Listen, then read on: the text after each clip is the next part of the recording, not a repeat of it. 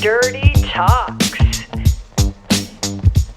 All right. Hey, skaters and people who don't skate but found this channel randomly. Welcome to Dirty Talks. This is an outgrowth of another channel, YouTube channel called Dirty School of Skate, which is filmed, edited, and produced by my friend here, Ms. Rolly Locks.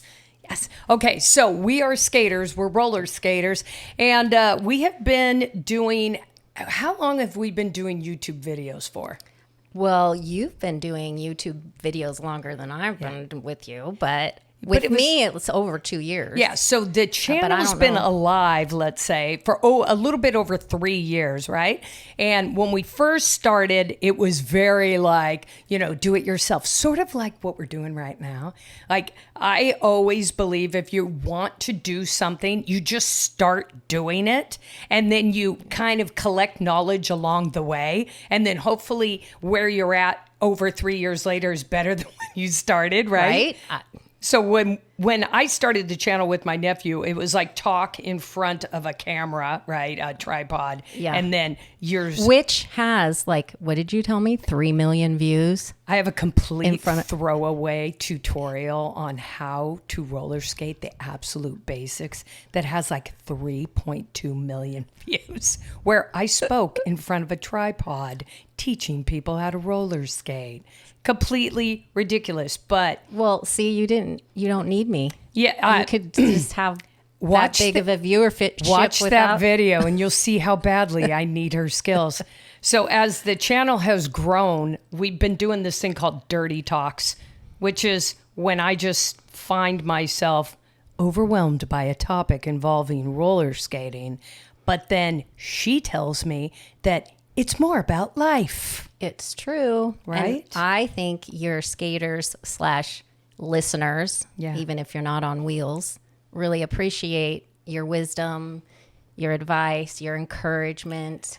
And so I think this is the perfect kind of transition into another realm for you, because I feel like you could reach more people than just skaters, because have a lot to say, but it's not just fluff.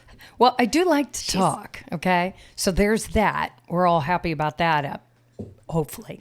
And then there are, I believe, skating, the actual act of learning how to skate is like a catalyst for learning so much about yourself.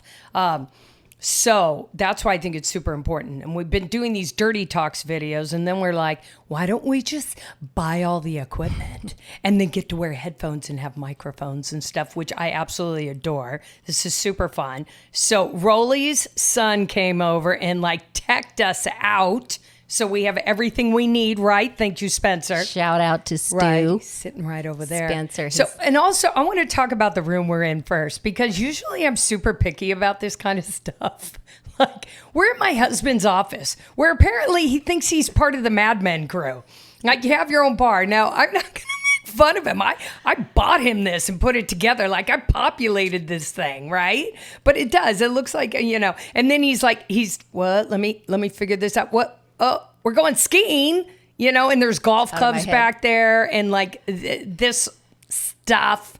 So anyway, we're in my husband's home office. That's what we're doing this from. So any of this stuff in the background, I guess I could have put a bunch of roller skates back here or something, a banner. But you know what? I'm not that together yet. Again, this is the first one out of the chute. I think the only thing we're going to talk about today is basically, who the heck am I? Yep. And why do I think I can talk dirty to you? Okay? Yep. Right. We all want to know who you are. I think your viewers, your skaters, would be very curious to hear about your life, especially how maybe you became a roller skate coach, how you grew up in roller skating. Yeah, I was super... Well, let's just talk about it, right? Yeah. I was super, super, super fortunate because my parents were skaters and skating instructors. And then on my mom's side, my mom's mom was a skater. She was a champion rexer. So for those of you who know what rexing is, like you have to go way back for that. My mom's mom used to work the ticket counter for these rinks in Long Beach. There was the Palace and the Hippodrome in Long Beach, California, way back in the day. And then on my dad's side, my dad was a skater and an instructor. And then both of my grandparents were skaters and instructors. My Papa Vinny was the manager at the Eastern Parkway roller rink in Brooklyn, New York. Okay. He got out of the trash business to go run a roller rink. And then ultimately, I grew up in this atmosphere of not only was ice skating and taking lessons from both of my parents, but my sister was skating and all of my cousins, my uncles, aunts, like everyone in our family was doing. Everyone was doing it, right? So literally grew up in the roller rink. So I started at Whittier. Shout out to Whittier Skateland on Whittier Boulevard. And then Northridge Skateland, rest in peace. That was my world. Such a great rink, the Fleming family, amazing. And then our family opened up the Fountain Valley Skating Center located in Fountain Valley, California at 9105 Recreation Circle. Okay. What year was that? 1976. I want to say because it was a bicentennial year and we were just all, Anyway, so we're at the rink and I was a figure skater. And that means jumps and spins, like figure skaters do, competitive. But I was really more in love with just skating round and round at the rink. We were called rink rats or locals, and just grooving to the music skating. So I did both. It's sort of akin to like a dancer who does ballet and then you dance in the streets. It's kind of like that thing. So tons of skating while growing up, and I had the fortunate atmosphere of being taught by both of my parents, but primarily my mom. It was always like a holiday when Dad taught me, right? His mom was super, super strict. Oh, right? really? She was like... Did she carry a stick? Well, Like the dirty lessons? There were those days. Mom was awesome. She was just like, do it again. Do it again. This is like me doing axles or something. Do it again. And then she'd look at her watch and be like, we don't have that much time, which means get it together now. Okay, we don't have that much time. And then what about Pops? Oh my God, my dad was awesome. He would be like, I would do said axle or my double mapes or traveling camel or whatever the heck I was trying to do and wipe out. And Dad would be like, hey, that was great. Just leave out that last step. So as a 6, 7, 8, 9, 10, 11, 12-year-old, whatever, if you attempt something and then completely wipe out and then have your instructor say, that was really good, just leave out that last step, in your mind, you're like, of course, just leave out that last step. Just don't fall next time. And I thought, success. Yeah. I'm super successful. That's a good balance between your two parents. It was the best because it helped shape the way I teach today. So, well, plus cousin Vinny, Uncle Vinny. Papa Vinny. Oh, I mean, anyone with Papa Vinny in their life right? Explains a lot about this. Well, yeah. I feel like I grew up here in Southern California, but if you have any relatives from back east, as we say, you cannot escape the influence. You cannot escape it. I swear to God, you cannot escape it. You certainly haven't. No. I will attest to that. So, shout out to East Coast people, which I feel an affinity for and love. So anyway, grew up in the rink, right? Yeah. Grew up in the regular roller rink and did that for a long, long time. And then, I had to go away to college and stuff and then get real jobs. And then get to a point where I was like, hey, this real job and real life stuff sucks. like for real. Yeah. I've done a lot of jobs, but at my last real job, I think I was selling real estate and I was making a lot of money, and just saying, couldn't have been unhappier. Seriously, so you were rolling in it. Oh yeah, Went to school, got your real estate license. Do I seem like the type of person that could sell you a property? I can't. I kind of wish I was a fly on the wall for those times that you were selling some. Oh yeah, no, I was poor good person. But I was great. No, I'll get you into that right house and I'll sell your thing for top dollar. But yeah, no, I was super unhappy and I kept having dreams about skating. So then. Does this seem like a really long story? Hopefully you're still tuned in. It's dirty. Okay. It's the life I'm just trying to get you to where I am today. Where was I? I was selling real estate. I got to admit, I was getting a little fat. Okay. I was getting a little fatter. And I was like, man, I got to do what I used to do. And what did I used to do?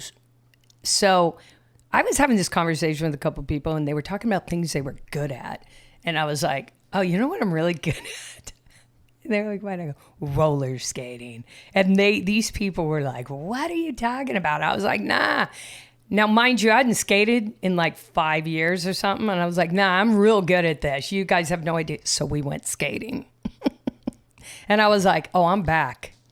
It literally took the people that you went skating with. Yeah. Were they skaters? No.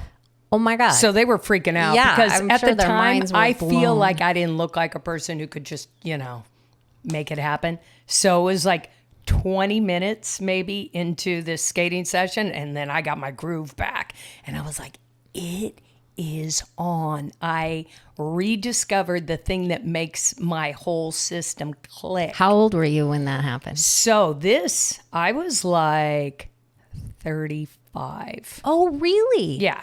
That's older than I pictured. Yeah, 35. Not that 35's old, but I thought I pictured you younger than that. 35 isn't old because I'm much older than that. No kidding.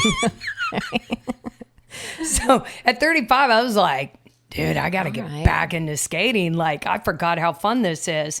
And so I think I was like 37 when I found out about roller derby. And it was. Did you see a movie? Did you hear about it? I saw the trailer. The trailer where they did. They had these girls in Texas that were skating bank track, and it was on. Was it?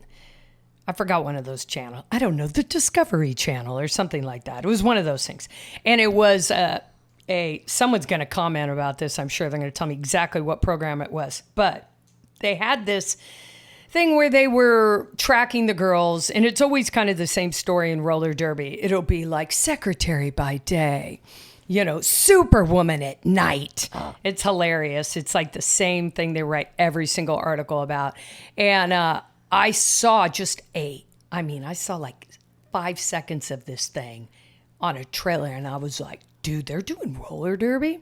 And all I thought is, I can do that. So I called around the different rinks. Mind you, my family still owns Fountain Valley, but I wasn't skating there regularly or anything. I was just living life. So I called around, looked it up, roller derby, in Southern California.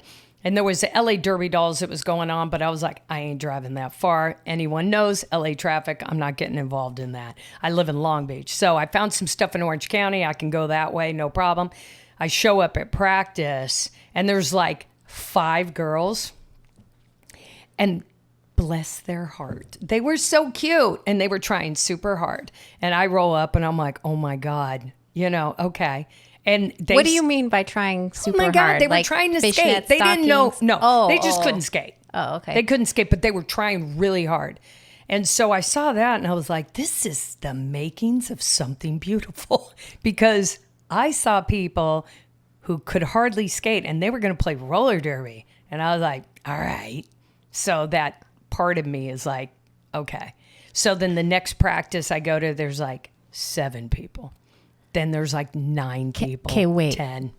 At this point, do you guys have your cool names? Oh, God, no. Okay. This is yet. like way so beginning. 5 to 7 people on a bank track. No bank track. We were doing flat. Oh, okay. Flat track. Do you have a name? No. Okay. No, You're in Long Beach. No, we're in Orange County. Orange County. Yeah. 5 to 7 We're in Irvine, of skaters. all places.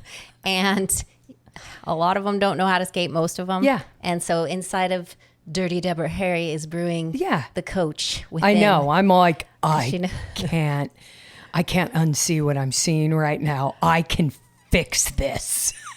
So, yeah, it was crazy because as it kept growing and more people kept populating this little team, I was like, well, the gal who founded the whole league, her name is Disco. She's an absolute genius. She's putting everything together, like everything administratively, everything, putting the team together, organizing everything. I mean, it is like building a complete business from the ground up. It's unbelievable amount of hard work. She was amazing, total genius. So she's doing this, and I remember her asking me one time, because everyone thought I was totally amazing, but I was only the most amazing skater there because nobody else could skate. There was like, and then there was like, that's not as true. As it grew, a couple other girls were like really athletic and they were like coming along. So that was kind of cool. Yeah, but you're amazing because Disco you're amazing. said to me, like, can you coach? And I was like, sure. No, understand. I don't understand the game of roller derby at this point. Like, I have no clue. But like everything that we do, you just start doing it and then pick up knowledge along the way. And that's what happened. So I got into roller derby. And again, our team consisted of, let's say, 4 to 5 people that could really full out skate. And then the rest that were just learning along the way. So that was amazing. I think maybe in a future podcast, we'll talk about all the incredible benefits of skating roller derby and why I think as a skater, you should absolutely skate roller derby. It's amazing. But I started roller derby in like 2006. I skated for 8 seasons, both bank track and flat track. And then I turned to coaching. But the best thing about it was I was able to instruct these gals, and as the league got bigger, I was able to teach more and more and more, and I really honed my abilities and cut my teeth on all these gals that were brand new skaters. They were just brand new skaters, so I was able to figure out how to teach them. Mm-hmm. I didn't come to this knowing how to teach them. I basically, every single time I went to practice, like parts of my brain lit up with knowledge that my parents had taught me when I was a kid. They were your first students. Yeah. So it was like, yeah, I know how to do that. And sometimes I'd call my parents and be like, how do you teach this? Yeah. And then listen to them argue, which was fun, right? And then come back and experiment more on the roller derby girls and see if my techniques worked. Yeah. I did that for a long, long time. How cool is that those roller derby girls were your like very first students while you were learning to be a coach, learning how to get them to understand the mechanics of something and that they are OG skaters, dirty skaters. Yeah. But you still haven't told us how you got your name. Okay, so within roller derby, everyone has a name and or kind of a stage name and whatnot. And so we went back and forth. The idea that you have a name is because you want to change your identity. A lot of roller derby is a lot of personal growth. So you change your name because, why it's not? Fun. Like you can choose your name and you can kind of take on different characteristics and whatnot. And dress. Yeah, right? Yes. Did you do a lot with the dressing? No, dude, I was like, no on all that because I felt like I was already a skater. Like I came here to skate and I didn't realize at the time that I was also finding myself. Other people came to roller derby like, I need to find myself. That would be me. Me, like, I'm good. I'm fine. I don't need a nickname. I don't have to dress up. I don't have to do this. I'll just do what I do. And then it was like, no, you need a name. Otherwise, we're going to give you a name. And the names that they came up with, I was like, nah, I am not doing that. Do you remember any? I want to hear some examples. No, one of them was just Art Skate. Because they thought I was an artistic skater and they just kept calling me Art Skate. And I was like, call me that one more time. Okay. Yeah, now I can't picture you called that. So my brother and I actually went back and forth, and I said, I'm not going to change my name. My real name's Deborah. I'm not changing my name. So we just went back and forth, and we're kids of the 80s. So Deborah Harry, Clint Eastwood character, Dirty Harry, they have a love child. That's me. Okay? So you get that kind of, and it turned into Dirty Deborah Harry. But Clint Eastwood as Dirty Harry. And Debbie Go Harry. ahead, make my day type stuff. I think that's fantastic. And just, a little heartfelt moment of silence for Deborah Harry. What? You didn't know? No. Yeah. When? Oh, I think just about 5 days ago. Okay. I have not gotten over Olivia Newton-John. Oh, wait. Okay, that's what you're talking. We have to edit that out. Do you know what I was thinking of? Xanadu. Yeah. I was thinking of Xanadu. Olivia Newton-John, which arguably, this is fine. Arguably, the patron saint of roller skating women from the 80s, okay? Yes. Olivia Newton-John. Olivia Newton-John. Yeah. Now, sorry. No, we can't my air this because people are going to be like, what? Deborah Harry, who's alive and well in New York, rocking out. She's not dead. That's good. So that's the title of this show is Deborah Harry's Not Dead. But Olivia Newton-John, God love you. Almost my favorite Aussie. So that's how I got my name. But I got my start teaching skating in roller derby, a sport in which people find when they are in search of new meaning in life and new directions. And it was through that I was able to absolutely figure out not only how to teach people mechanics, which is one aspect of teaching, but how to deal and help people deal with their own emotions and the mental aspects of sports. Can I just say this? There's a lot of people who have never been coached and never in a sport, a regulated sport where you actually have a coach. So they come to roller derby, and to have an actual coach was very meaningful, which is cool, right? So big time. And then as you see as a skater, I'm sure your derby students experienced that it translated into their real life. There's so much. The fear, the grit, the trusting what your body can already do. Yeah. And then moving through that to do even more. Yeah. Doing that in life.